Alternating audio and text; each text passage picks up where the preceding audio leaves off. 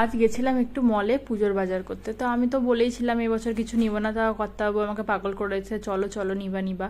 তো আমি তো সেরকম ভিডিও এখন দিতেই পারি না, ভিডিও করা হয় না এই ডান পিঠে মেয়েটাকে নিয়ে, তা অনেক কষ্টে এবার ভিডিও করলাম। তো দেখো মেয়ের জন্য 3টে টপ ট্রায়াল দিয়েছিলাম, আর এই জিন্সটা, তো জিন্সটা এক সাইজ বড়ই নিয়েছি আর 2টো টপ নিয়েছি। ওকে কেমন লাগছে পুরো অবশ্যই বলো।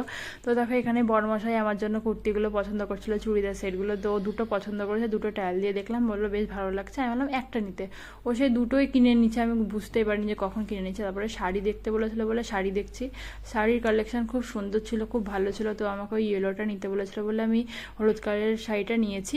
তো কেমন লাগছে অবশ্যই কমেন্ট করে বলো। তো বিল করে বাইরে এসেছি, এখানে পুজোর গান বাজছিল।